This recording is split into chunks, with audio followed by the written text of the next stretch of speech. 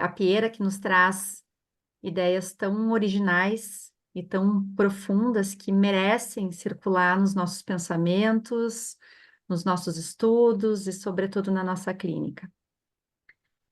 Então,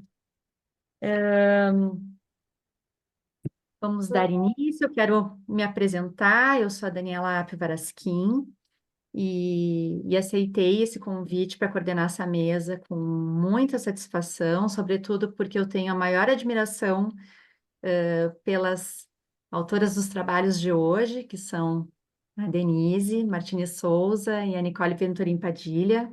Eu as admiro por diversos motivos, mas sobretudo porque elas levam com muita seriedade e estudam muito profundamente as ideias da Piera. Então é um prazer estar aqui. Vamos falar hoje de um trabalho intitulado. Eu estou cuidando quem entra e estou cuidando aqui as minhas anotações. Então, o nosso título da nossa atividade hoje é Trauma, Pontos de Urgência e Desejo de Não Desejo.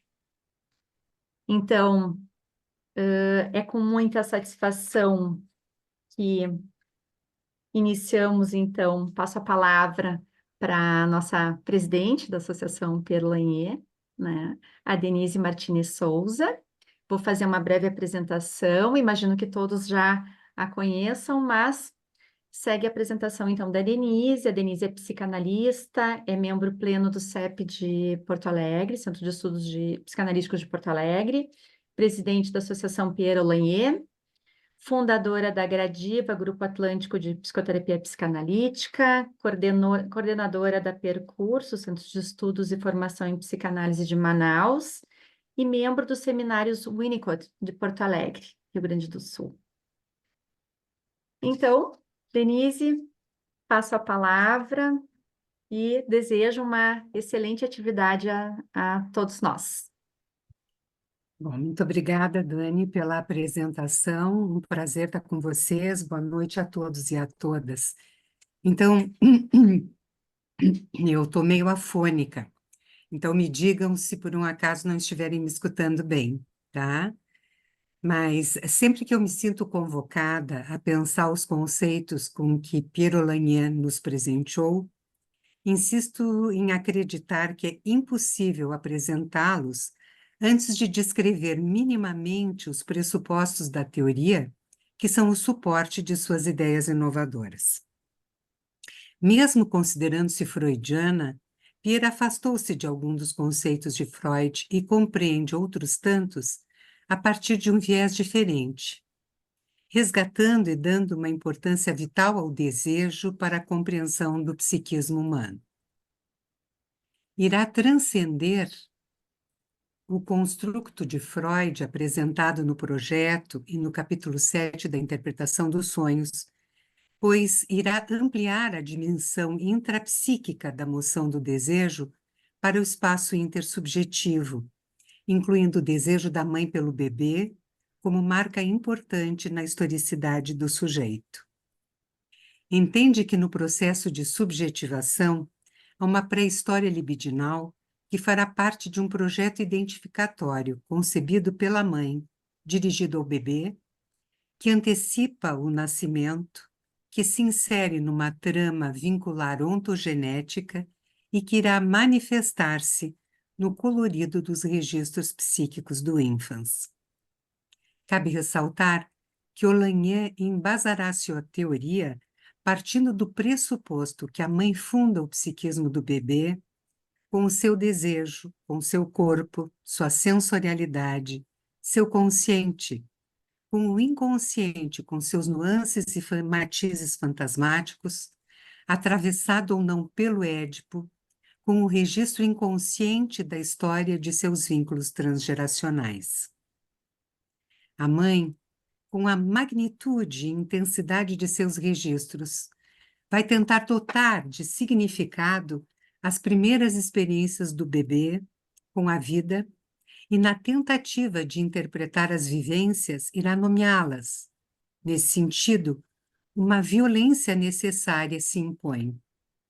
Observe-se que o psiquismo materno invade o psiquismo incipiente do bebê cada vez que tenta compreendê-lo, cada vez que tenta confortá-lo, quando tenta responder ao que supõe sejam as suas necessidades.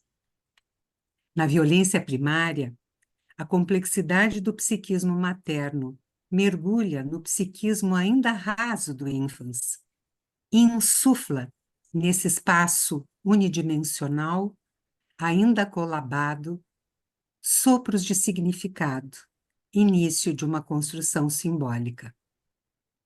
A mãe, a partir do seu mundo interno, antecipa as necessidades do ínfans e lhe oferece o que supõe seja a satisfação necessária às urgências que se instalam no bebê após o nascimento, no tempo de sua completa dependência.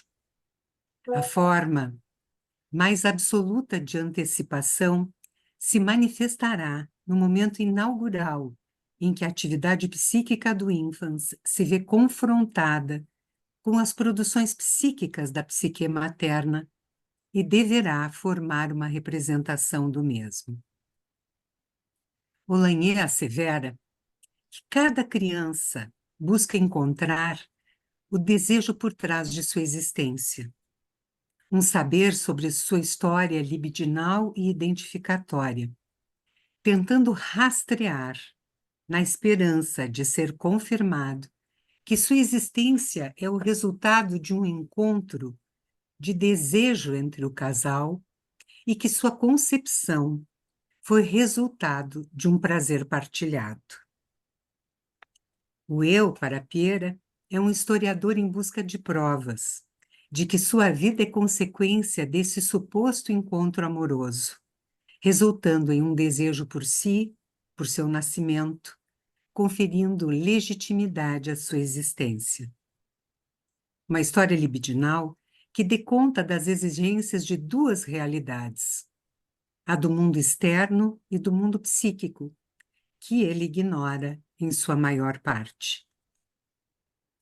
Na busca disso que chama essa ontogênese psíquica, a história de um tempo em que o ego ignora tudo sobre sua existência, sobre sua vida biológica, e que precisa ancorar-se na história que lhe será contada sobre esse tempo vivido, perdido, que tomará significado ou não a partir do que lhe será contado, sempre cotejado pelos afetos vividos nesse tempo. Registros que são, na verdade, somatopsíquicos, representações de coisa sensorial, marca do processo originário, que se antecipa ao processo primário e cuja produção psíquica é o pictograma. Contar a história que precede o nascimento da criança e a história depois dele garante ao ínfans uma potencialidade neurótica futura. O silêncio sobre as origens, sobre esse tempo primeiro, em que a amnésia infantil oblitera a memória, mas principalmente desse tempo que só pode ser conhecido pela versão que nos é contada pelo outro, denuncia uma ausência de desejo materno, ou que o desejo materno foge ao que é lícito e aprovado. Essa pequena introdução se faz necessária para ressaltar a importância do desejo materno nos destinos da criança, pois a partir do desejo e dos matizes psíquicos que circunscrevem esse desejo, a mãe irá construir um projeto identificatório que contempla os melhores ensejos conscientes, uma imagem idealizada, a projeção do que seria o ideal de bebê em seu imaginário, aquilo que a levita, que despreza e admira, o que seriam seus desígnios para o futuro do bebê. Desejos que serão mais ou menos ambivalentes, onde reconhecemos, por um lado, a marca de Eros, no desejo de dar vida, e a marca tanática, no desejo de dar morte. Sim, essa dupla de desejos coexistem em todo o psiquismo de uma futura mãe. As moções tanáticas da mãe sobre o ínfans irão interferir diretamente no processo de subjetivação. O desejo de não desejo será uma de suas consequências. E para falarmos sobre o desejo de não desejo, é necessário conversarmos sobre a atividade de representação imposta à psique do ínfans, desde seu primeiro encontro com o meio físico e psíquico que o rodeia. Como ela diz, fonte de 3 inscrições que são correlatas a espaços e funções da atividade do psiquismo diferentes entre si e complementares. O processo originário e sua produção pictográfica, o processo primário com a representação cênica fantasmática e o processo secundário com a representação ideica. Ressalto que todo ato ou experiência vivida dará lugar a um pictograma, a uma fantasia posta em cena e uma colocação em sentido através das representações de palavra. Como todos sabemos, a atividade de representação parte das vivências do corpo, inicialmente com o objetivo de autorregulação, buscando um estado de equilíbrio. Simultaneamente, o psiquismo tenta metabolizar as informações sensoriais e afetivas que recebe. O que originalmente é uma informação do organismo, heterogênea para o psiquismo, deve ser transformada em homogênea, em informação compatível com a transposição de uma vivência sensorial e corpórea em elemento psíquico. Piera usa a metáfora da metabolização do alimento no organismo para explicar essa transformação do que é antecipado pela mãe em afeto, ato e palavras, elementos de informação que serão metabolizados e transformados em registro psíquico. Nos primórdios do encontro, nos registros originários do pictograma, estarão presentes e representados, simultaneamente, a experiência corpórea e o afeto psíquico. A tranquilidade da satisfação, perturbada pela ruptura da homeostase, será sentida como sofrimento. A resposta possível da psique será a alucinação, ou seja, reproduzir uma situação de encontro que negue o estado da falta. O que Piero Lanier propõe é muito semelhante ao que Freud descreve no projeto quando trata da experiência de satisfação e a realização alucinatória do desejo. A diferença, porém, é que a mãe estará implicada no processo e será copartícipe. Como já comentei, o registro contempla o vínculo, não é exclusivamente intrapsíquico. Há uma tentativa inicial de suprimir o estado que denuncia a falta, desconhecer a necessidade, ignorar o corpo e reencontrar o estado de ausência de tensão e restituição do prazer. Há um rechaço à excitação, um rechaço à vida, em benefício da busca de quietude, um estado de não desejo que representa a presença originária de Thanatos. Para ela, a presença de Thanatos é muito mais escandalosa que a presença de Eros. A presença do ódio é mais perturbadora que a presença do amor. A necessidade é sentida pela psique como um desprazer imposto por Eros, e registrar uma falta, um desprazer que será representado como tal num pictograma, um pictograma de desprazer, que Thanatos se põe em ação. Esse desprazer virá acompanhado de um desejo de autodestruição, de eliminar a fonte que demanda representar, que engendra o sofrimento e que por isso deve ser anulado e destruído. Desinvestir e não representar é o caminho que Thanatos determina. Primeira manifestação da pulsão de morte que considera a atividade de representação, enquanto forma originária da vida psíquica, como uma tendência oposta ao próprio desejo de retorno, ao antes da representação, a um antes do desejo. Perceber esse antes, esse estado de falta, traz essa ambivalência radical. O desejo de não desejo é a expressão da antítese de Eros, que manda investir e ter que desejar. É o ódio radical contra a atividade de representação que anuncia a necessidade, uma demanda corporal, a que a psique se faz prisioneira desde o início da vida e que o acompanhará até a morte. A representação, portanto, é um ato de investimento libidinal, uma tendência do psiquismo a reencontrar uma experiência de prazer.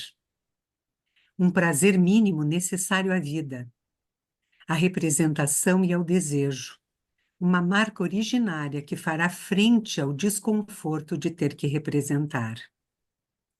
Investir, portanto, é reencontrar um prazer, marca do desejo que deve superar o desprazer da percepção do que falta. Nessa inicial e indissolúvel ligação com o corpo, que denuncia o desamparo, o estado de necessidade e dependência, que a perda do útero anuncia desde o nascimento. Os mandatos de Thanatos emergem do desconforto que a percepção da falta materializa, que fica amenizado pela antecipação materna que atende à necessidade, gerando um primado de prazer mínimo que sustenta sentir a falta outra vez na certeza da satisfação. O contrário, quando a percepção da falta não encontra na antecipação materna alento, um estado de urgência se estabelece. A intensidade da falta irrompe e o desconforto soma-se a uma vivência de aniquilamento que ameaça o ínfans com a morte. Sem um mínimo de prazer, não vale a pena investir, não vale a pena existir. Para Piera, o psiquismo é posto em funcionamento não pela falta, mas pela presença de um mínimo de prazer residual que faz apostar na garantia da existência, de ser o objeto de desejo de um outro que lhe dá ancoragem para ser sujeito do próprio desejo e ter desejo por si mesmo, passaporte para a alteridade. Os pontos de urgência criam-se na repetição da experiência em que Eros perde espaço para Thanatos. Vivências cuja intensidade torna a angústia de morte uma presença constante, impele para a desistência pela desesperança. O desejo materno, que apresenta um mandato tanático, não sustenta a psique, pois rejeita, abandona, trata como indiferença ou mecanicamente, ou engolfa o bebê com uma violência que o impede de vir a ser um sujeito desejante. Os pontos de certeza erigidos no vínculo com a mãe atenta, que cobre o bebê com sua sombra benéfica e tranquilizadora, faz com que seja natural o investimento na vida, que se faz possível pela permanente capacidade de representar, significando o novo e ressignificando registros mais antigos, pontos de ancoragem que fazem com que, condenados a investir, possamos viver o presente e apostarmos no futuro. Assim, na luta entre Eros e Thanatos, Eros sai vencedor. Entretanto, quando as urgências são tamanhas, quando não há um primado de prazer que assegure o desafio de seguir investindo, o desejo de não ter que desejar se impõe. Eros perde territórios psíquicos e o desinvestimento é a vitória de Thanatos. Falar agora sobre trauma, o que é desafiador para nós, pois Pierre Lanier, especificamente, não falou de trauma. Então, encontrar pontos de ancoragem na teoria de Pierre Lanier, que sustentem o que seria uma possível compreensão para as causas e efeitos do trauma no psiquismo infantil e suas repercussões na vida adulta, nos fazem escrever esse texto. Parto de algumas ideias de Ferenczi, que reinseriu a ideia de trauma na psicanálise, pois entendo que suas propostas conversam com a teoria de Pierre Lanier.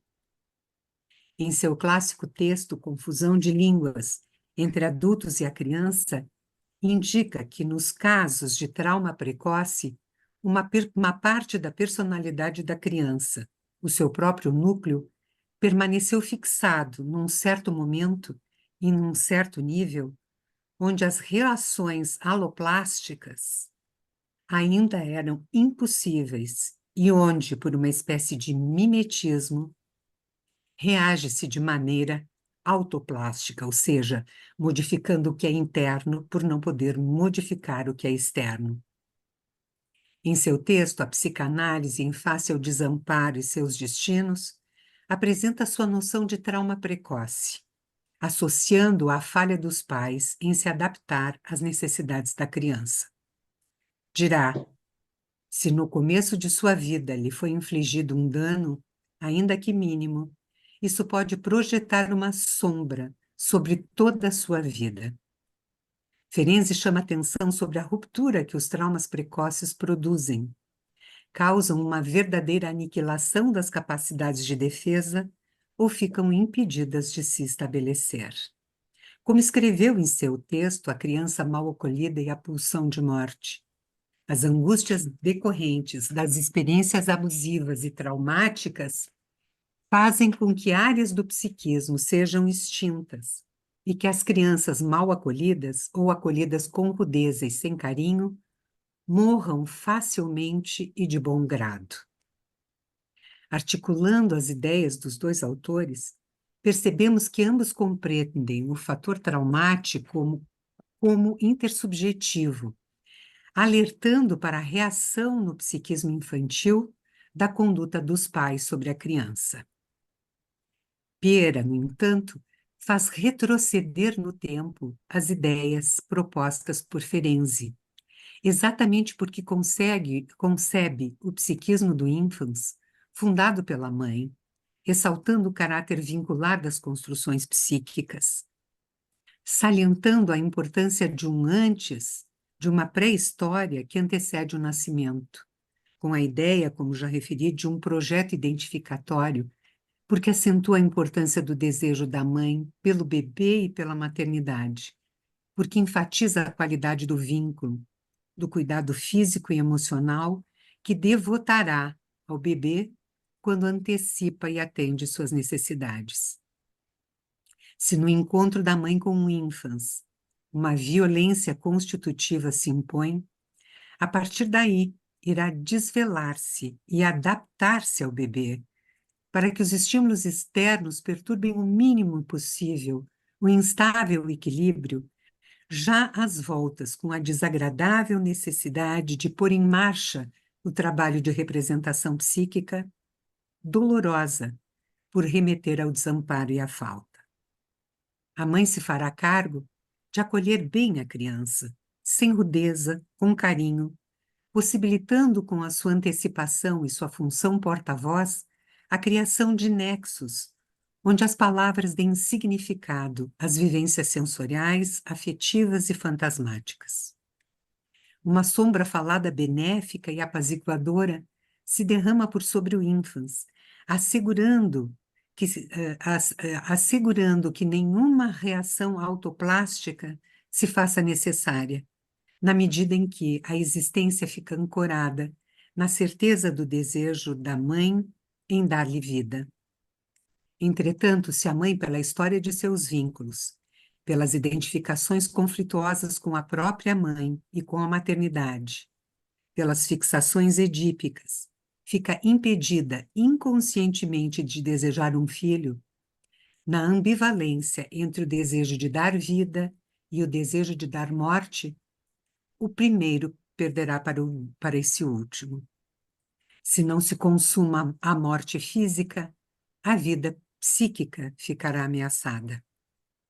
A frieza, a ausência de palavras que portem sentido, a impaciência por um lado, a indiferença por outro, a superproteção, o cuidado excessivo e sufocante, uma simbiose extemporânea, o desejo da mãe, sendo o único a contar, serão os arautos de uma violência secundária, aqui sinônimo de traumática. O trauma não será precoce, mas sim um trauma originário, um trauma calcado em urgências múltiplas, no impedimento de tolerar a falta em constante evidência, criando uma impossibilidade de registrar a experiência, de seguir o trabalho de representação que mantém a psique viva e o processo de subjetivação enriquecido pelas vivências. Os pontos de urgência, a angústia de aniquilamento diante da ameaça de morte, são intensidades não metabolizáveis, geram o desinvestimento e um desejo de não ter que desejar, pois diante da falta não há esperança de satisfação e prazer, criando áreas do psiquismo que se extinguem, defesas que enfraquecem, o trabalho de representação ficando impedido, rompendo assim o ingresso na cadeia simbólica. Alterações autoplásticas se fazem necessárias. O congelamento afetivo, paralisias emocionais, desistências, apatias, alienação e vazios são as consequências do trauma originário, que anula a capacidade de representação, pois aspira à desaparição de todo o objeto que, por sua ausência, possa provocar o desejo.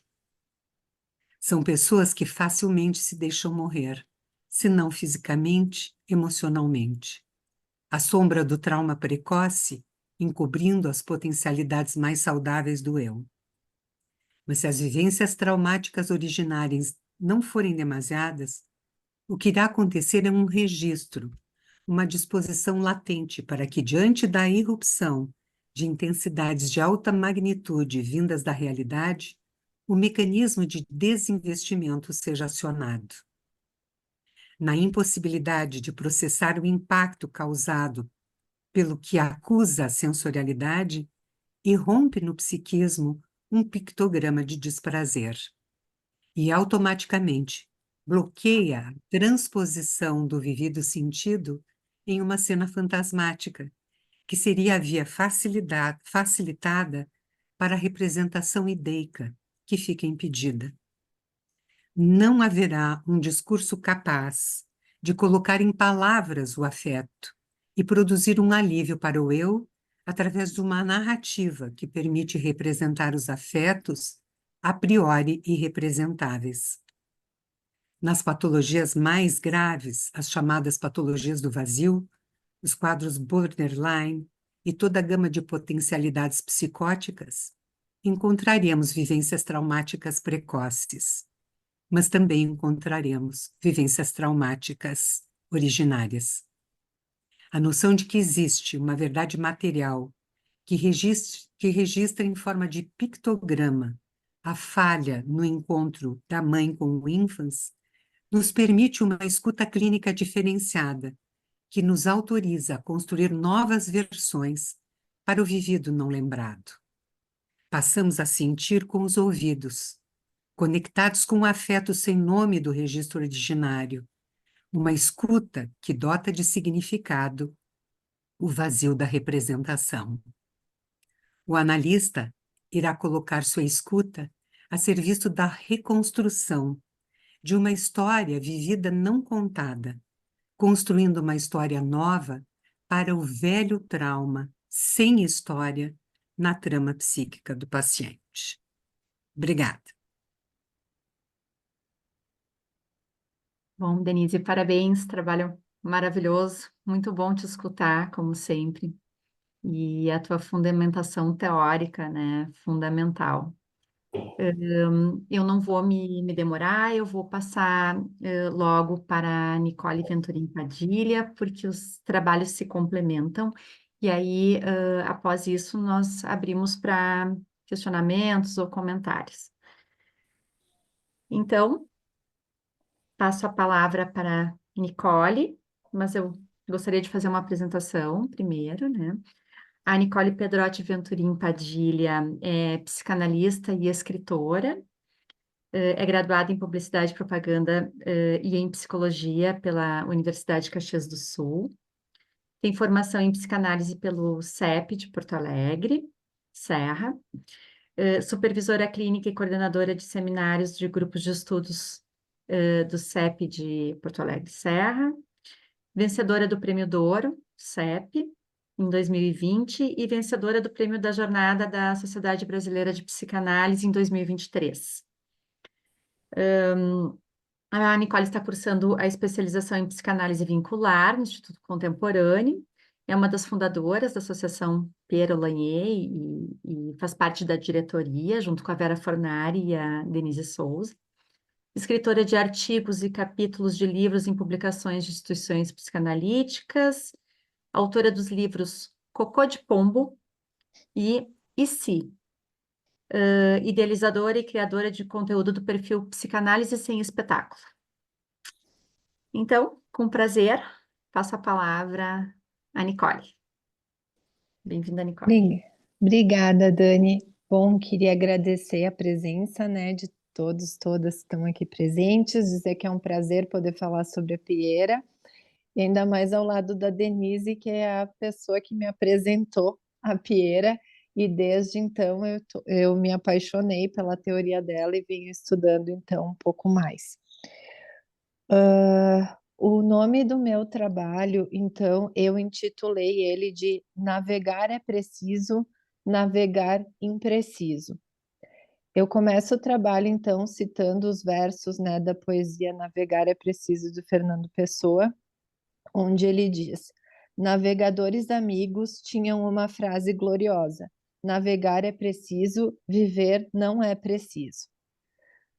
Nesse sentido, fazendo uma analogia entre navegar e viver, um viver impreciso, imprevisível, é que intitulo este trabalho como Navegar Impreciso. A vida como uma trajetória análoga a uma rota marítima sobre a qual, como nos diz Pierre Lanier, estamos condenados a investir. Sempre em busca de uma meta que tem como destino um prazer, que, na verdade, nunca saberemos se encontraremos ou não, visto que a vida nos é imprecisa. Para Lanier, então, eu estaria diante de um veredito, na verdade, que é estar sempre podendo pensar e investir no próprio espaço corporal, no objeto-alvo do seu desejo e na realidade, mesmo com toda a sua imprevisibilidade, seus infortúnios, que mesmo diante de tudo isso tem que ser mantida num lugar privilegiado de investimento a esse eu. O eu se confronta, então, com duas grandes sentenças, ela vai dizer. A de que, para ele se manter vivo, ele está condenado, então, a preservar uma relação de investimentos com seu próprio corpo, com o desejo de um outro eu, que é autônomo e muitas vezes antinômico ao seu próprio desejo, e o investimento a uma realidade, que nunca está em conformidade com a representação que o eu deu a ela. E concomitantemente a essa sentença, ele tem que lidar com o fato de que esses três, o eu, né, o corpo dele, o eu, o outro e a realidade, periódica e invariavelmente serão fontes de sofrimento, e que isso pode levar, então, a um movimento de desinvestimento. E a tarefa do eu vai ser sempre tentar se opor a esse desinvestimento, mantendo algum suporte de prazer cuja preservação lhe é vital. Ele opera, então, uma ligação entre um sofrimento do qual ele não pode negar nem a presença nem os efeitos, e uma causa que possa permanecer suporte de investimento. E nossa analogia entre navegar e viver é como se o eu navegador, em sua rota, percebesse que, para chegar às terras almejadas, irá enfrentar tempestades, mares revoltos, que poderão fazê-lo desistir da viagem, retornar. Mas, dada a importância e a experiência de prazer que almeja lá encontrar, manter-se-á firme ao leme do navio, persistente naquela direção, apesar dos riscos do sofrimento. E a Piera vai dizer que essa manutenção do investimento só é possível porque existe uma representação, um momento inaugural onde aquela experiência esteve atrelada a uma experiência de prazer. Porque para ela, a representação, para ela existir, tem que haver alguma experiência de prazer atrelada àquela experiência. Então, é esse prazer que será a motivação necessária para a continuidade do movimento de investimento, mesmo diante do movimento de recuo, de fuga, de desinvestimento que pode advir do sofrimento. O eu navegador precisa ter representado as terras que deseja alcançar como um lugar que, num tempo inaugural de sua trajetória pelos mares da vida, tenha lhe proporcionado momentos de satisfação e de prazer. Se isso não tivesse ocorrido, sua tendência automática seria de retornar, recuar diante da ameaça de intempéries pelo caminho.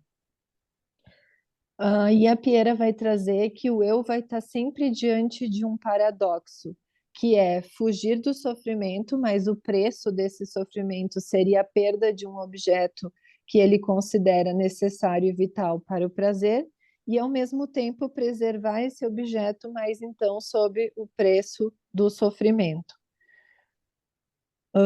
Ou seja, é o valor que o tesouro que o eu pensa poder encontrar ao final de sua trajetória é que fará com que ele persista a investir, uma vez que, se recuasse diante da tempestade, o preço pago por sua desistência lhe seria alto demais, mesmo que o preço da luta por manter o navio navegando seja igualmente dispendioso.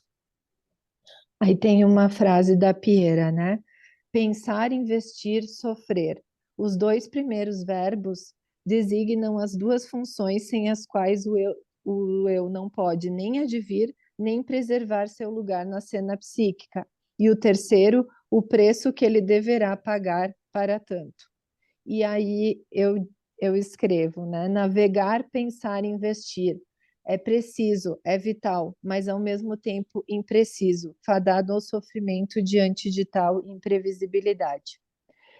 Piera fala, né, em duas metas pulsionais, a de Eros e a de Thanatos, que a de Eros, então, estaria ligada a uma questão de fusão, de ligação, de atrair e fixar em seu campo os objetos de prazer. O que se trata, portanto, de um movimento de investimento, né? E embora esse objeto de investimento ele pode ser mutável, ele sempre vai ter um suporte inaugural necessário para se manter em movimento. E ela também relaciona a experiência de satisfação e a experiência de prazer como sendo sinônimas, e ela diz que qualquer que seja a via percorrida ou o objeto a ser alcançado no fim do percurso, somente uma coisa é capaz de satisfazer a pulsão, que é reencontrar e preservar o estado de prazer. Eros, que para ela contempla tanto as pulsões de vida quanto as pulsões sexuais, para ela todo ato de investimento é expressão de atualização de um movimento pulsional, e o prazer sua única meta e única motivação. Já quando ela fala da questão de Thanatos, né, ligado à pulsão de morte, essas pulsões, né, esse tanático, ele se atualizaria e se manifestaria em um movimento de desinvestimento do objeto.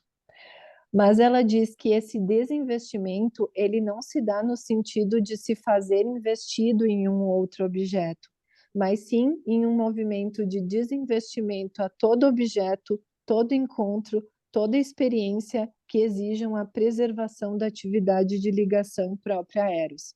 Nesse sentido, a meta de Thanatos é o desaparecimento de todo objeto cuja ausência é responsável pelo surgimento do desejo, do retorno de uma espera, de um trabalho de busca, de um reconhecer-se desejante de um objeto que falta.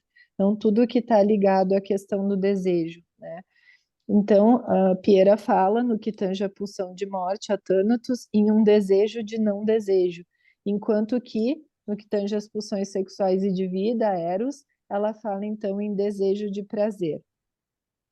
Sendo que, para Lanier, né, ao contrário do movimento de investimento que é necessário e vital à existência do eu, A vitória de Thanatos se dará quando o ato de desinvestimento for definitivo, sem deixar nenhum traço, nenhum sinal que testemunhe que algo fora outrora investido. Assim, a vitória da pulsão de morte comporta um buraco, um nada, um vazio, sem nenhum sentimento de culpa e nostalgia, que possam testemunhar que esse vazio foi anteriormente ocupado por um objeto de desejo. Voltando à nossa navegação, o movimento diário se daria, portanto, no sentido do desejo de prazer, de satisfação, que o eu navegador espera reencontrar diante do tesouro que acredita já haver encontrado em um tempo passado em terras já conhecidas, às quais agora almeja novamente ligar-se e fixar-se. Entretanto, se em sua trajetória o navegador depara-se com um mar demasiadamente revolto, com o qual ele sente-se incapaz de lutar, por não acreditar ter os recursos necessários para enfrentá-lo, ou então quando o tesouro que almeja encontrar é dúbio em sua mente, podendo tratar-se apenas de uma ilusão, o eu pode desistir da travessia como um todo. Ou seja, ele não buscará mais outras rotas, outros meios para chegar à experiência de prazer almejada. Ao contrário, tratará de destruir todos os mapas, todos os registros que lhe indiquem que um dia tal tesouro existiu. E ali ficará, sem qualquer rota, qualquer novo investimento, à deriva da imensidão do oceano que é a vida.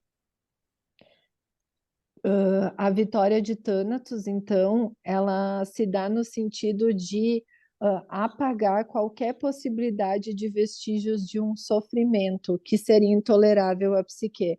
Porque Pera diz que quando existe o sofrimento, ele ainda tem algum ato de investimento, porque esse sofrimento ele vai ser fruto de uma perda, de uma rejeição, de uma decepção, e que a meta de Thanatos, então, seria apagar qualquer vestígio de sofrimento através desse desejo de não desejo. O sofrimento, ela diz, pode induzir Eros a retirar seus investimentos de um dado objeto na esperança de vir a investir em outro. Mas, nesse sentido, ela acaba abrindo caminho para Thanatos, que pode iniciar um processo de desinvestimento de desejo de não desejo. Quando Eros se superpõe, o desinvestimento de um primeiro objeto não implicaria a perda total desse capital de investimento, mas na instauração de um novo suporte. Mas, quando Thanatos vence a batalha, é como se o eu fosse desapropriado completamente de todo o seu capital de investimento. É como se o eu navegador sentisse que não possui qualquer suportes necessários para poder enfrentar o sofrimento que a realidade da navegação lhe impõe. Não possui nenhum bote salva-vidas capaz de manter sua existência apesar da intempérie. Ou coloca em dúvida se o que encontrará nas terras almejadas se trata realmente de um tesouro que vale a travessia. Se vê, então, sob o risco da decepção, de se defrontar com algo que não é o que ele esperava encontrar, ou com o desamparo de estar completamente só, sem nenhum suporte que ofereça alguma segurança para enfrentar o mar revolto, temendo ficar completamente à deriva de sua fúria. Diante disso, desiste de qualquer possibilidade de travessia, de qualquer outra rota que poderia levar-lhe a terras promovedoras de experiências de prazer. O sofrimento para Piera, né, ele vem muito da realidade que se mostra diferente daquilo que o eu representou, porque ela é exterior a ele, autônoma e muitas vezes vai na contramão da onipotência e do desejo do próprio eu. A realidade é essa que pode vir então do corpo, da morte, da autonomia do desejo do outro, ou ainda de uma cena social que impõe interditos ao desejo. Ela diz que realidade e sofrimento é uma relação que é certa, em algum momento eles vão se encontrar. E é apesar dessa certeza que o eu continuaria a investir na esperança de que um dia, num tempo futuro, o prazer possa estar de novo presente. Para que isso seja possível, o eu precisa ser capaz de antecipar, pensar e investir num tempo futuro, sabendo que ao fazê-lo, investe também em um imprevisível, em um tempo que talvez ele não viva. Mas ao eu só é possível antecipar e pensar a si mesmo e ao seu futuro se ele foi inicialmente antecipado, investido, falado e pensado por meio de um projeto identificatório, de uma antecipação proferida por um outro que exerce a função de porta-voz. É isso que permite que esse sujeito possua, então, pontos de certeza a partir dos quais se dá o investimento no e pelo desejo. São esses pontos iniciais que projetam e antecipam ao ênfase quem ele é no desejo dos pais, cenário que possibilita, com o tempo, que a dúvida se instaure diante dessa certeza inicial. E essa dúvida vem dessa possibilidade de vir a ser, de o sujeito poder se diferenciando desse projeto antecipatório original e dessa dúvida também de se ele virá viver ou não aquele prazer que ele almeja encontrar. No início, portanto, o eu é falado pelo discurso de um outro, sombra falada, projetada por um porta-voz, dos quais se apropria inicialmente via processo de repetição. Entretanto, a partir de um dado momento, ele passa a ser agente de seus próprios enunciados, passa a pensar sobre si mesmo. E isso se dá através do reconhecimento de uma separação entre o seu corpo e o corpo da mãe, do reconhecimento da dualidade do casal parental e, mais adiante, do reconhecimento de uma diferença temporal entre passado e futuro. O eu começa por imaginar o futuro como o tempo no qual poderá retornar um estado, um momento, um prazer passados. Primeiramente, então, ele deixa a um outro a tarefa de investir em seu próprio tempo futuro, para então, posteriormente, poder sustentar seus próprios desejos, sua necessidade de mudar, de tornar-se outro. Assim, o investimento no futuro não será mais um simples desejo de retorno ao passado, mas de uma aspiração que leve em conta este não retorno do mesmo. Ou seja, o eu navegador, em sua travessia rumo às terras do prazer almejado, precisa ser capaz de lidar com o fato de que o tesouro que agora irá lá encontrar poderá ser outro, não ser o mesmo de tempos passados, mas que mesmo assim pode permanecer objeto de investimento e de busca de prazer. Só que a Piera ressalta que essa dúvida que vai se instaurando, né, diante daquela certeza inicial, ela não pode ser em excesso, proveniente de uma total incerteza e imprevisibilidade, porque isso geraria, então, pontos de urgência. A possibilidade de o eu investir em um futuro e em si mesmo, ela vai estar no interjogo entre ele se tornar diferente daquilo que foi previsto, mas manter juntos consigo um prévio por antecipação que o protegeria dessa total imprevisibilidade. A distância permanente entre o eu atual e o que eu gostaria de ter e de tornar-se é uma condição para que o eu possa investir no fluxo temporal, na mudança, na diferença de si mesmo para si mesmo, tão difícil de aceitar. Entretanto, para tal, é imprescindível que o eu possua referências identificatórias, que permaneçam ao abrigo de qualquer questionamento. São essas referências que permitem que, mesmo diante do luto, da decepção, do sofrimento, o eu possa preservar o seu investimento, uma vez que possui referências simbólicas de momentos passados em que o prazer se mostrou realizável ou realizado. Trata-se do que eu referi anteriormente como bote salva-vidas. São as referências que permitem ao sujeito investir no próprio eu, em suas potencialidades, pois foi outrora investido pelo discurso de um outro que o sonhou, o antecipou, que o inscreveu como objeto do desejo e posteriormente como sujeito do desejo. E, munido de tal aparato de segurança psíquica, é capaz de investir na esperança de encontrar, nas terras vindouras, a possibilidade de um prazer, de uma experiência de satisfação, pois já o experimentou em viagens anteriores. Se essas referências perdem a sua garantia, então a gente teria uma invasão catastrófica da dúvida, que é muitas vezes quando a psique materna não pôde lhe enviar lá num momento inaugural um fantasma de fusão, amores e prazeres compartilhados. E o eu acaba reproduzindo então o desinvestimento e o abandono que outrora ele sofreu e que ele hoje encara como a única via para o sujeito. Assim, o eu navegador, diante de tal imprecisão, do desamparo que o assola quando a tempestade o lança ao mar revolto, Sem ter um bote no qual se assegurar, se vê à deriva, mortificado, entregue à própria sorte, pois todas as suas esperanças já sucumbiram. O que, nesse caso, evidenciaria a vitória de Thanatos, de um desejo de não desejo. Portanto, a forma como cada navegador enfrentará ou não o sofrimento adjacente à viagem que é a vida dependerá tanto de um aparato psíquico previamente construído via projeto de identificação antecipado pela mãe, quanto de sua capacidade de advir como sujeito pensante, desejante, capaz de manter viva em si a esperança de, em um tempo futuro, alcançar aquilo que lhe proporcionará satisfação e prazer, uma vez que isso já lhe foi concedido em um tempo passado. É isso, obrigada. Parabéns, Nicole. Trabalho Obrigada. poético e os dois trabalhos se entrelaçaram, né?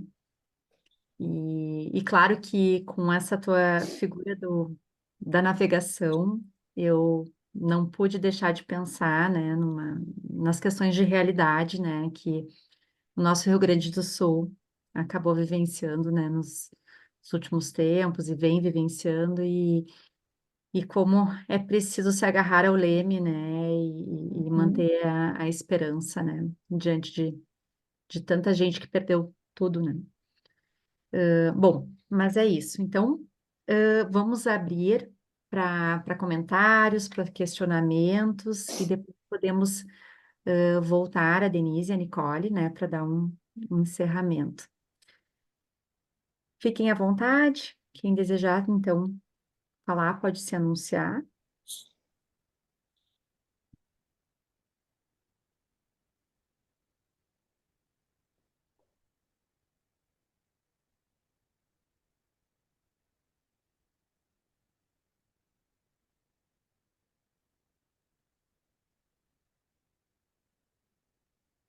Todos sem palavras. Tem alguém que tá chamando ali? Por favor, me avisem se eu não enxergar. A Sueli Eu, Dweck. Sueli. E, né, Sueli, fique à vontade, Sueli. Bom, primeiro, parabéns às duas, belíssimos trabalhos.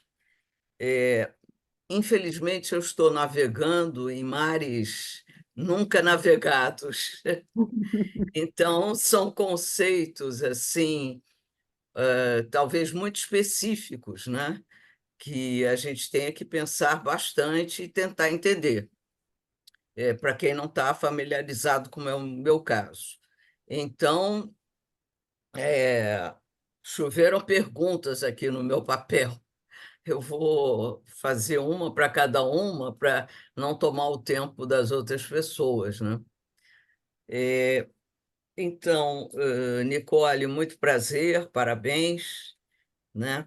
Eu fiquei aqui com uma dúvida, fiquei com várias, mas uma delas, quando você fala em desinvestimento que não deixa marcas, não deixa vestígios, e ele pode ser, ele é total. Eu entendi alguma coisa assim. Eu não consigo entender como desinvestimento,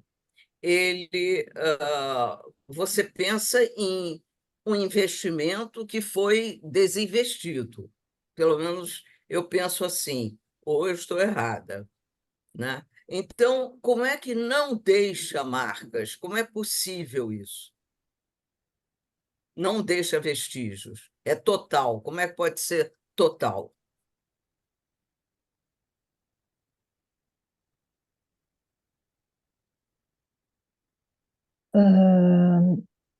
Bom, eu entendo que essa, na verdade, é uma tentativa, né, nesse sentido, não que necessariamente aconteça, mas é de uma destruição daquele objeto que foi investido num dia, porque aquilo de alguma maneira trouxe uma esperança de que houvesse prazer e aquilo foi frustrado, assim.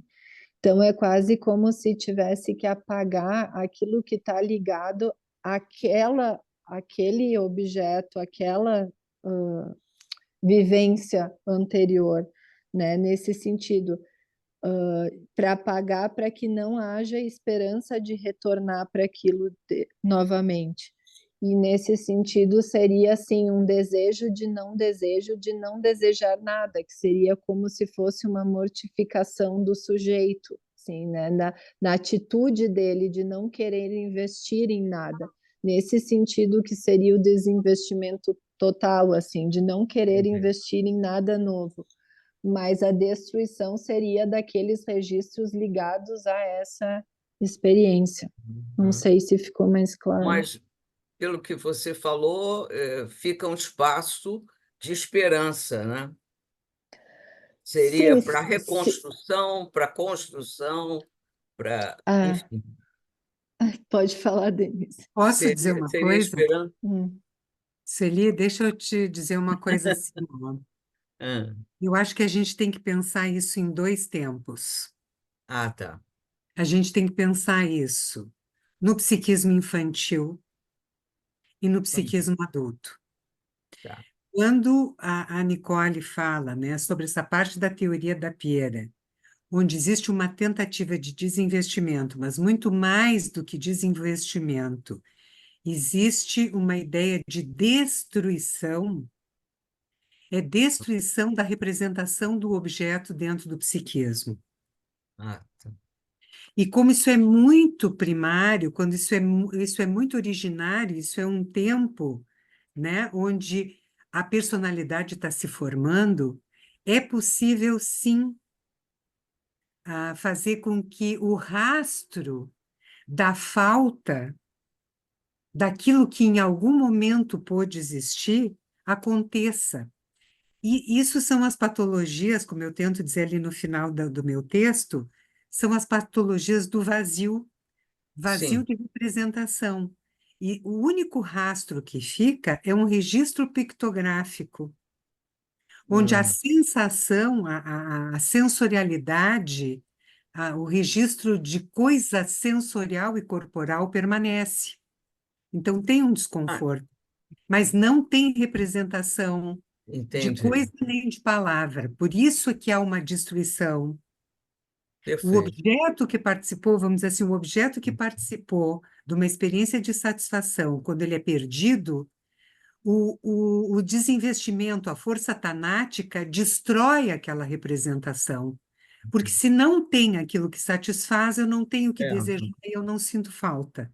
Então, entendi. algumas patologias mais severas Uhum. fazem isso, Tá tá? certo. Obviamente que na vida adulta fica muito difícil, pela quantidade de representação que nós temos, destruir tudo isso. Mas nas vivências traumáticas, o que a gente faz é criar uma pane, fica sem representação psíquica para muito dos afetos. E a Uhum. apatia, o bloqueio, estava me lembrando muito, né, do texto dos abobados da enchente, quando a Uhum. gente fica meio que obnubilado, quando a consciência não fica ampliada, quando a gente fica incapaz de registrar os objetos traumáticos, é um pouco disso. É um Uhum. desinvestimento para Uhum. que não se sofra tanto com o que é perdido, mesmo Entendi. que depois se retome isso. Uhum. Fica nulo mesmo, Sim, né? sim. Entendi, entendi. Obrigada. Então, eu vou aproveitar que você está com a palavra. Posso?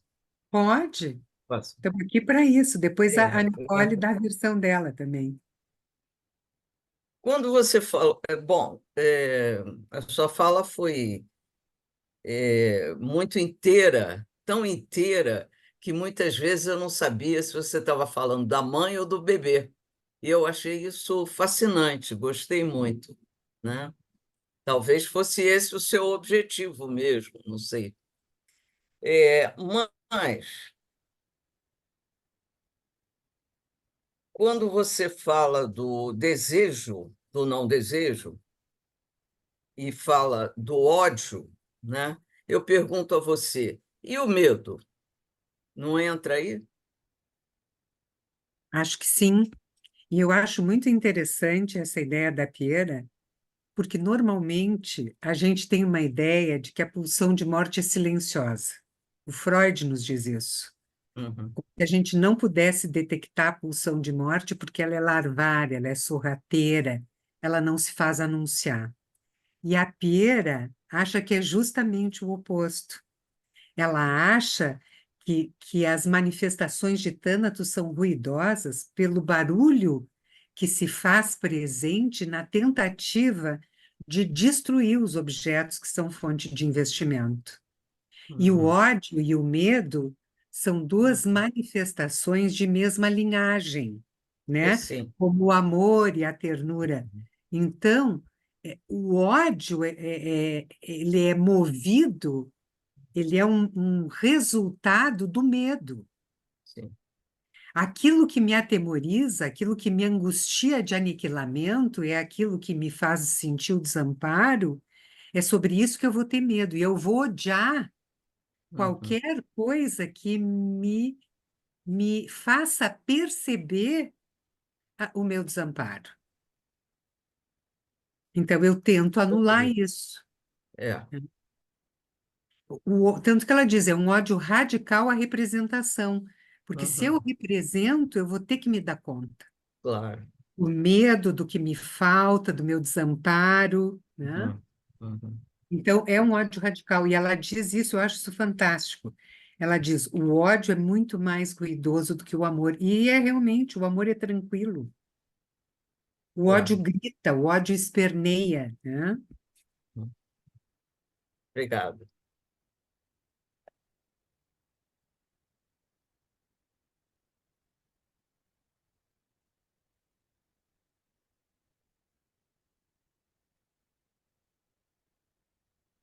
Eu vou dizer para a Sueli, vou dizer também para outros colegas que estão aqui presentes, que apesar da linguagem ser diferente, É, o conteúdo é muito semelhante ao do Winnicott. eu O achei Winnicott, também. o Winnicott não vai Não é dizer só do mesmo. Freud. Tem Freud, mas tem muito Winnicott. O Winnicott e Pierre, eles dialogam muito partindo de pressupostos diferentes, Sim. porque a Pierre vai usar uma linguagem mais freudiana, e o Uhum. Winnicott vai usar uma linguagem mais kleiniana, né? Com uma ideação mais kleiniana, né? Então, a linguagem muda, mas o Uhum. conceito, a importância, né, da presença da mãe, a presença de uma realidade que invade o psiquismo com violência e que o bebê, ou infans, como a Piera diz, né, precisa ser protegido disso pela mãe, né, e que é a mãe que vai favorecer com que o aparelho psíquico possa fazer representações, é muito parecido, né? Eu diria Daria, que...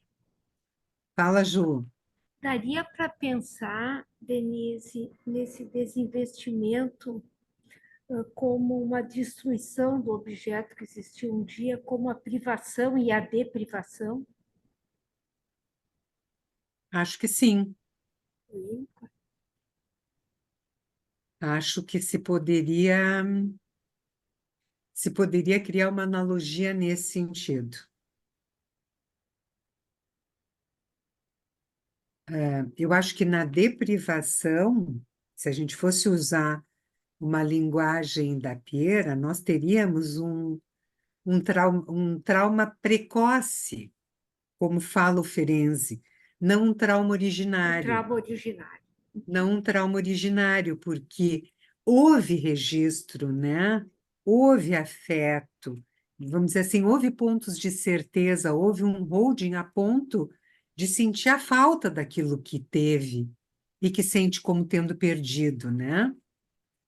E aí a tendência é realmente tentar anular a falta, por um lado, destruir aquilo que falta, mas há a esperança de poder vir a ter novamente, né?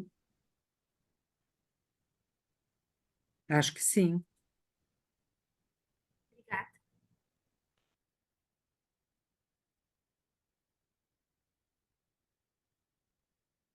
Nicole, o que que tu acha? Eu estou dizendo aqui o que eu estou entendendo. É que eu, nessa pergunta da Jussara, eu não me arrisco porque eu não sei a fundo os conceitos de Winnicott.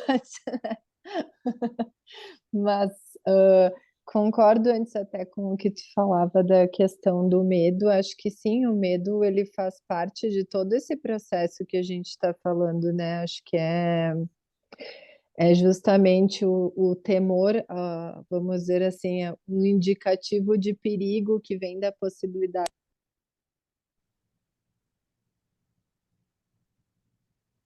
Caiu, Nicole? Que a Nicole caiu? Acredito que sim. Vou esperar ela entrar de novo aqui para. Aqui, ó, voltou.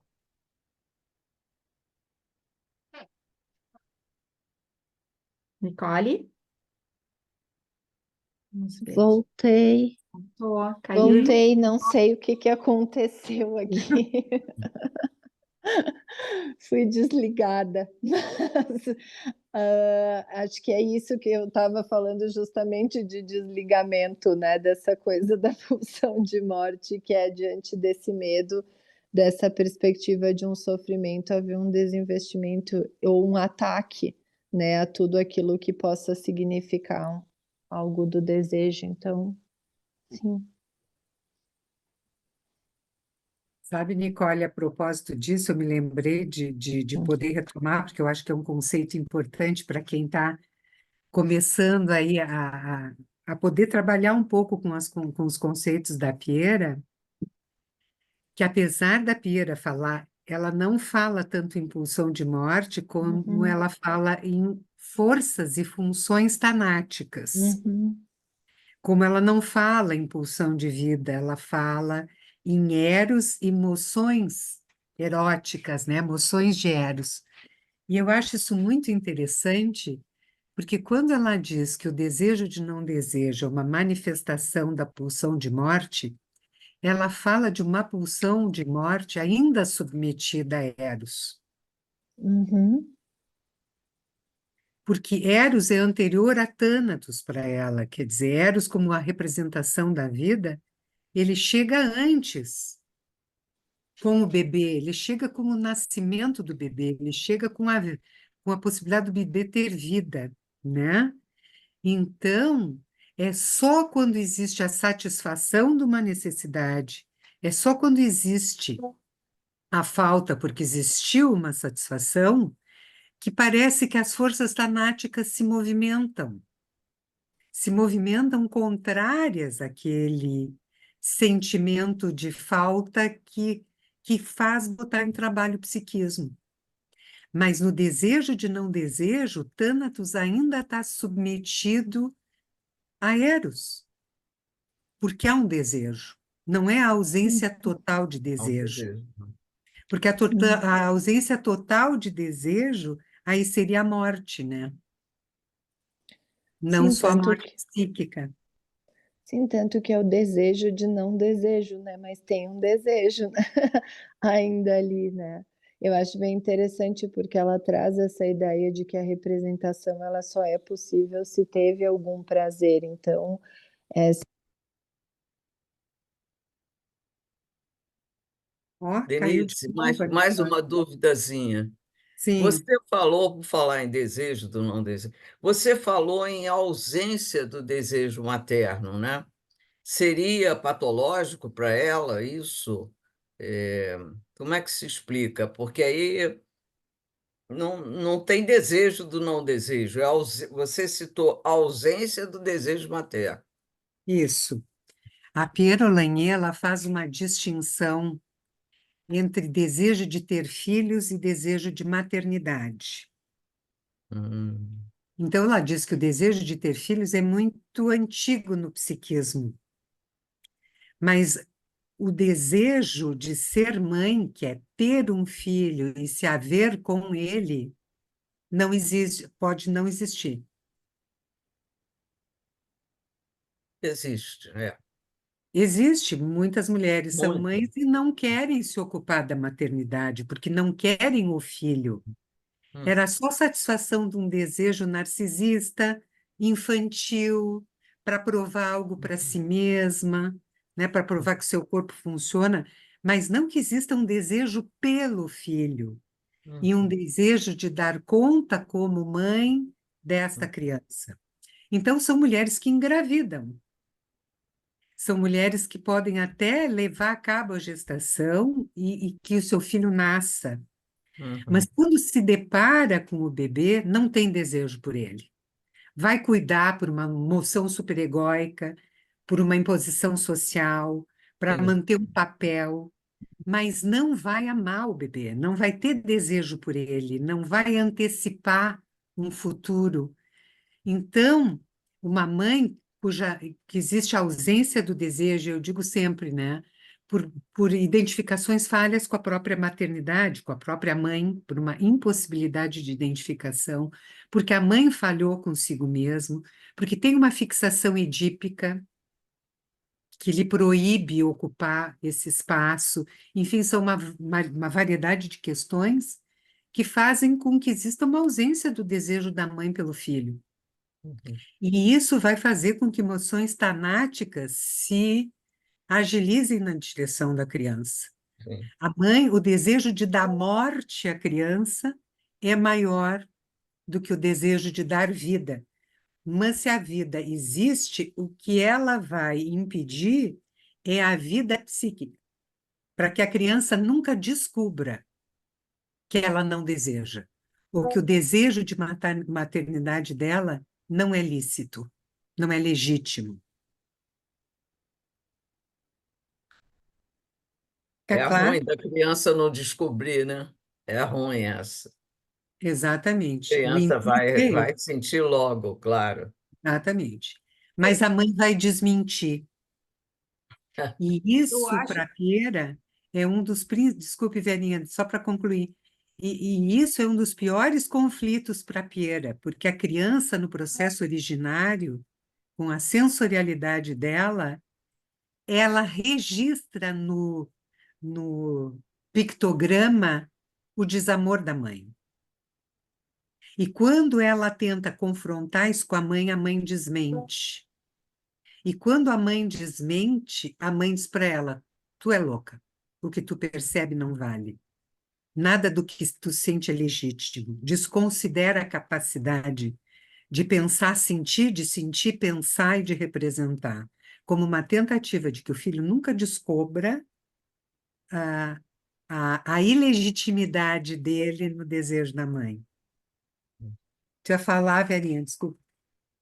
não, eu acho que tu explicasse agora, né, o desinvestimento dessa mãe quando ela tem o filho mesmo, que ela desqualifica ele o tempo inteiro.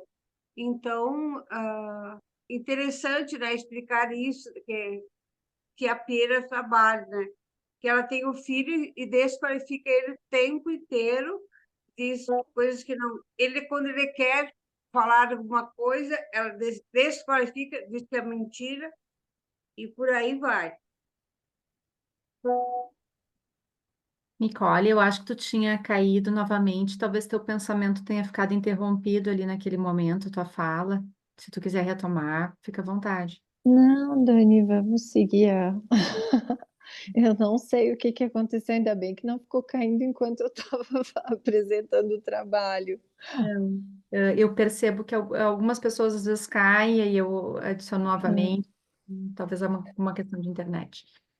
O que eu complementaria, só agora eu estava pensando disso que estava sendo falado, é quando a Piera vai falando da questão da psicose, que eu acho que conversa com aquilo que a Denise estava falando da questão do desejo de ter uma criança, né, ou de ter um filho, de também da desqualificação, às vezes, que tem no sentido do pai também, né, em relação a essa criança, que muitas vezes fica nesse narcisismo da mãe, de uma visão muito onipotente, de esse bebê ser algo dela, né, de que não existe uma separação e também não existe alguém em separado dela que também foi responsável por gerar essa criança, né? Fica totalmente de fora a presença desse pai também é desmentida de alguma maneira, né?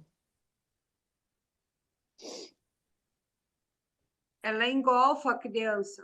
É, Engolfa, não tem mais ninguém que pode intervir para salvar essa criança com outras formas de salvar mesmo. Então, a mãe se apodera com uma posse em cima do infância da criança. fica justamente nesse lugar de posse, né? Não é um futuro sujeito desejante, é um objeto que permanece nesse lugar de posse para, vamos assim, né, esse alimento narcísico para a própria mãe. Para Mas o que eu alimentar, gosto, alimentar a própria mãe. O filho é é, feito para alimentar o narcisismo dela. agora, ao mesmo tempo que uma das coisas que eu mais gostei na teoria da Pierre, que fez com que eu seguisse assim investindo nessa teoria, eu acho que ela traz uma visão muito otimista assim para a clínica, porque embora tenha havido toda essa vivência inaugural nessa relação com a mãe, também ela fala, né, que o projeto identificatório ele se dá em duas etapas. Ele tem esse período inaugural que gera potencialidade para esse sujeito, em termos de potencialidade psicótica, neurótica, mas que o que vai acontecendo ao longo da vida daquele sujeito, os outros vínculos, as outras identificações, podem gerar mudanças nesse processo. Então, acho que isso, às vezes, na clínica a gente vê uma criança que teve esse desinvestimento numa fase inaugural, mas que surgem algumas pessoas ao longo da vida, né, desse bebê que a investem, que apostam e que aquilo parece que é quase como se injetasse algo também, né, de eros nesse sujeito e que faz com que talvez a trajetória ganhe um outro rumo do que estava se apresentando inicialmente. Então, acho muito interessante porque a gente sai só de uma repetição, voltando sempre ao mesmo, e é isso que ela traz, né? Que é essa possibilidade desse não mesmo também, dessa esperança. Acho que isso é muito rico para a gente poder pensar a clínica. Paulo, tu queres falar? Tá levantando a mão, pode ficar à vontade. Eu espero que vocês estejam me ouvindo. Eu continuo sem poder ligar a CAM, porque a CAM aqui onde eu estou é impossível. Mas Deixa não eu... poderia deixar de fazer uma observação. Primeiro, cumprimentar, né, a Denise e a Nicole pela essa exposição maravilhosa da obra da Pierre Lanier. Mas o que você falou, Denise, da mãe que tem o desejo de mãe, mas não de maternidade, né? Que a criança às vezes tenta confrontar e a mãe fala: "Não, imagina, de onde você tirou isso, é cabeça sua", né? Isso, e a criança fica perdida mesmo, né? O que ela sente, o que ela vê não bate com o que a mãe fala, né? E isso me lembrou a importância da Pierre Lanier, a grande contribuição, a grande não foram várias, né? Mas em relação à clínica da psicose. Como ela vai trabalhar a ideia de quão é importante, em algumas situações clínicas, o terapeuta, né, confirmar que aquilo que o psicótico está sentindo é verdade. Exatamente o contrário disso que a mãe faria, né? Um, um paciente psicótico, por exemplo, que diz para o terapeuta, né? Sei lá, você está muito esquisito hoje, você não está bom, não, né? Numa neurose, você ia falar, não, o que você acha? Vamos ver a fantasia, né? Que está aí achando que eu não estou bem. Mas numa psicose, o quanto é importante o terapeuta falar, de fato, eu não estou bem. Você garantir que a percepção dele não é delirante, que é exatamente isso que você coloca aí, Denise, quando a mãe nega a percepção do filho. E a psicose é isso, né? Não, não é isso, é muito mais do que isso, mas também isso dele estar sempre tendo a percepção dele negada. Então, é importantíssimo esse ponto, exatamente o que você falou rapidinho aí, não dá para falar tudo, evidentemente, né? O conceito de eu na Pieira, né? Que é um conceito novo. Isso não está em Freud, não é o moi lacaniano, é je, eu, né? Como que ela vai trabalhar com isso e como que isso dá uma direção à subjetivação. Mas é isso só que eu queria dizer, cumprimentá-las e lembrar da importância de confirmar. Aliás, o André Green tem um texto, não é bem na linha da Pieda, mas é interessante, aquele texto todo mundo conhece, eu tenho certeza, A Síndrome da Mãe Morta, aonde a criança, a mãe não nega, não é a mesma história, não, né? É diferente, porque a mãe não está negando nada da criança, mas a mãe desinveste. E a criança fica desesperada, como se ela tivesse tido culpa naquele desinvestimento da mãe. Ela não tem culpa nenhuma, aconteceu alguma coisa com a mãe. Perdeu o marido, perdeu o pai, perdeu outro filho. Mas para a criança é como se fosse uma falta de investimento. E a criança não perceberia o que está acontecendo. Por mais que ela tente falar alguma coisa, repito, não é a mesma coisa que a Pieira está falando, mas por mais que ela tente dizer alguma coisa, isso não tem respaldo, né? E a importância que a Denise também trouxe aí muito bem, tanto a Denise quanto a Nicole, né? A questão da sombra falada, né? É a sombra falada, né? Que a mãe vai falar, a expressão engraçada é uma sombra falada, é uma sombra que a mãe fica falando ali, que vai dar condição exatamente para a criança entrar no simbólico, falar, entender, isso é dor de barriga, viu? Isso é birra. E se ela não encontra esse respaldo, ela cai também nessa impossibilidade do vazio, né? Mas é isso que eu queria dizer, só com a minha contribuição e, mais uma vez, cumprimentar vocês duas. Foi brilhante, viu? Muito obrigado por essa belíssima aula de Piero Langer. Obrigada, querido. Obrigada, Paulo. Acho que mais duas pessoas, né, que estão esperando para falar. Eu não sei se a Cíntia estava primeiro. Cíntia, começamos por ti. Tá bom.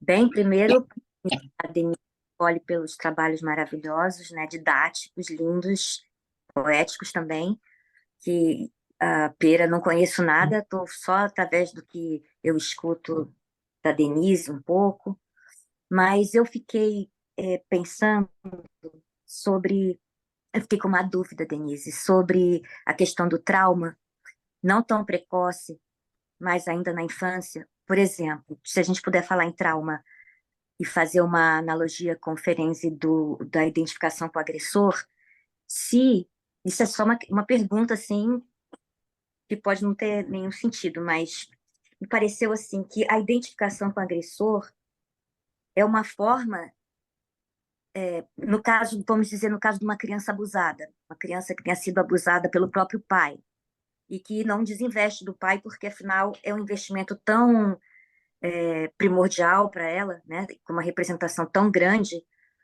dessa figura paterna que ama, a criança se sente amada e cuidada, e ao mesmo tempo esse homem vai lá e machuca essa criança, né? Então, mas ela continua identificada ali no agressor. Aí a minha pergunta era se ela não, se essa dificuldade que ela tem, esse medo que ela tem de odiar o pai e, portanto, desinvestir completamente de algo tão forte em termos de para ela, se isso seria exatamente esse medo desse ódio, esse medo de desinvestir, de não querer fazer isso, seria uma pulsão, uma forma de preservação, de não aceitar o Thanatos completamente, seria o medo do Thanatos. É possível isso? Porque seria desinvestir disso, para ela poderia ser numa idade tão precoce, lá com 9 anos, 10 anos. Que medo seria esse de ficar sem esse de desinvestir nisso? Desinvestir nisso poderia ser se aniquilar, perder tudo, e, portanto, a criança ali fica. Passou isso pela minha cabeça, assim, sabe? Deixa eu ver se eu consigo construir contigo alguma coisa que linke o Ferenczi e a Piera, porque eu parti daí para criar algumas ideias que pudessem dar conta do que seria o trauma para a Piera. Eu acho, Cíntia, que o conceito da identificação com o agressor, ela se passa em 2 tempos.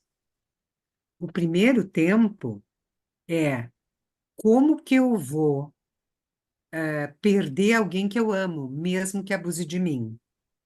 Tem a ver com o desamparo e com a dependência, né, infantil. Mas o outro lado é assim, ó, eu não posso acreditar que alguém que eu amo e de quem eu dependo me faça mal. Hum. Então, ele não faz mal porque ele é mal, ele faz mal porque eu sou mal. A identificação com o agressor é uma identificação onde a criança assume a culpa do agressor. Ela fica culpada pelo maltrato que ela mesma sofre. Então, ela libera o agressor da responsabilidade da culpa e ela assume a culpa por si mesma, ela fica culpada. Sim. E isso é muito parecido com o que a Piera fala das identificações primárias, no sentido de que se uma mãe não investe, ela se identifica com o desinvestimento da mãe. Por quê? Porque se ela denunciar, tu não investe em mim como eu mereço, ela corre o risco de ser abandonada. Ela tem uma ameaça de morte, de aniquilamento, porque a mãe não atende aquilo que ela precisa. Então, eu acho que quando tu associa, né, a força tanática que faz com que haja um desinvestimento, eu acho que tu tem razão quando tu associa com isso. Só que o desinvestimento é da representação. Uma criança, para se sentir culpada por um abuso que o outro pratica, ela tem que desinvestir da representação, percepção de que o outro é mau e abusa dela. Sim. O que fica aniquilado e o que fica desinvestido é a representação do que seria o correto. Ela percebe corretamente, ela representa isso corretamente, mas isso não pode ser dito, porque se ela disser, não é aceito. Se ela disser, é desmentido. Nem pai, nem mãe socorrem ela na percepção correta, então ela tem que desinvestir da representação. Isso é uma força tanática. Isso é desinvestimento aos moldes do que a Piera propõe, só que num outro nível, né? Tanto que o Ferenczi vai falar de trauma precoce, o que eu entendo é que para esses desinvestimentos tão iniciais da vida do bebê, o trauma é originário, está na origem já do vínculo com a mãe. A criança ainda nem chegou ali no complexo de Édipo, nem o pai entrou em cena, né? O abuso é materno, quando a mãe não cuida adequadamente da criança. Eu acho que é por aí, Cíntia. Tá bom, Denise, obrigada. Entendi bem. Ia comentar aqui que muitas pessoas comentando no chat, né? Então, pessoas assim agradecendo, elogiando. Tem a Kátia Pedoni, feliz de ver todas as pessoas. A Jussara Ramos, que já fez comentários também. A Antônia Almeida da Silva, também encantada com a tão bela teoria como ela coloca. A Maria Denise Klein colocando, parabenizando pela bela exposição e relembrando a oportunidade de estudar com a Denise, né, a teoria da Piera. Alguém mais gostaria de fazer comentários? Nós temos um certo limite de tempo, eu acredito que mais uns 5 minutinhos para encerrarmos. O que é uma pena, porque é um assunto tão rico e tão fundamental na psicanálise, né? Vejam bem que estamos aqui comentando de questões que são absolutamente fundamentais.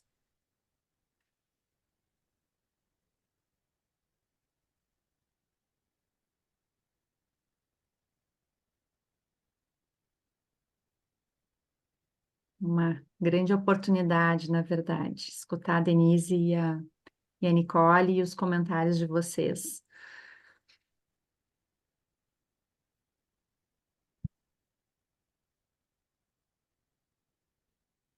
Eu tinha a impressão que tinha mais alguém que queria falar, um pouquinho. Vamos ver aqui. Daniel Dávila, parabenizando pelos trabalhos também.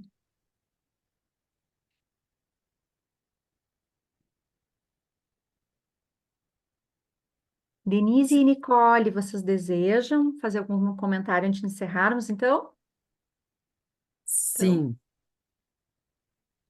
fique à bom, vontade. eu gostaria de agradecer a oportunidade da gente estar pensando as questões da Pieira. Acho que temos aí um espaço, né, para pensar a teoria, para estudar a teoria da Pierre Lanier. A Associação Pierre Lanier vem exatamente para isso, para poder divulgar um pouco mais as ideias da teoria da Pierre. Eu só quero dizer, assim, 3 coisas. A importância, né, que a Pierre dá para o que antecede, para as experiências que antecedem o nascimento da criança, já com uma importância de determinação no psiquismo, né? A mãe como essa protagonista muito especial desse tempo primeiro. O fato de que a Pieira submete o Thanatos a Eros e o fato dela acreditar que é o prazer que move o psiquismo, não é a falta. Porque a maior parte dos autores psicanalíticos entende, o Bion, um deles, Klein, Freud, que a falta é que faz o psiquismo trabalhar. E para Pieira, se não tiver um prazer inicial, não se trabalha psiquicamente, é necessário prazer.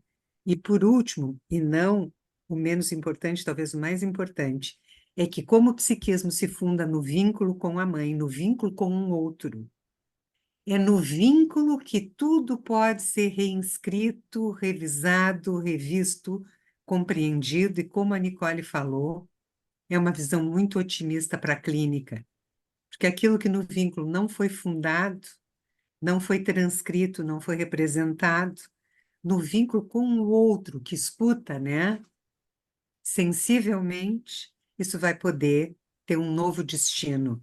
Então, o determinismo psíquico para Pieira não existe. Obrigada, agradeço. Eu também gostaria só de agradecer a oportunidade. Corroboro o que a Denise falou, acho que tem pontos importantíssimos da teoria. Para mim, esse combustível no prazer, eu acho que é algo dela muito especial, esse otimismo na clínica, essa riqueza de possibilidades que o vínculo apresenta. E convidar todos que estão aqui esta noite a participarem das próximas atividades que a associação vai promover. Em breve nós teremos novas atividades, então, para quem quiser ir entrando em contato com a teoria da Pieira. Obrigada, gente, foi um prazer.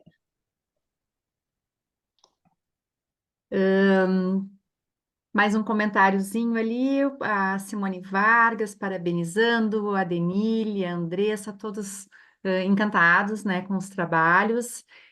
Vou reforçar mesmo para que sigam, né, no Instagram e no YouTube. Felizmente, essa atividade vai ficar gravada e vai ser possível escutar novamente, que eu acho que são tantos conceitos importantes, tantas informações que a gente tem muita vontade de ouvir de novo, né? Eu gostaria de, antes de encerrar, só fazer um convite, a Nicole já mencionou ali,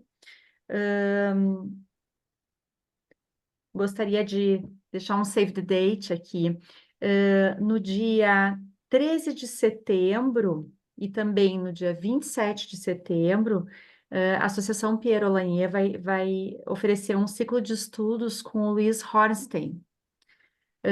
No dia 13, o tema será Projeto Identificatório e Contrato Narcisista. E no dia 27, Projeto Terapêutico, Encontro Analítico e Teorização Flutuante. Isso tudo vai ser divulgado, então eu peço que fiquem atentos, né, às divulgações da Associação Pierre Lanier. Bom, eu só tenho a agradecer essa noite, foi realmente muito especial. Gostaria de agradecer a Márcia Zarte, que sempre dá um suporte absolutamente, né, assim, fundamental para que essas atividades aconteçam, é colega e também nos auxilia com essas questões de atividade, de internet, enfim. E agradecer a presença de todos vocês. Sem a participação de cada um, a atividade não acontece, então esperamos vocês na próxima. E obrigada pela oportunidade de estar aqui, Denise, Nicole, Vera, obrigada pelo convite.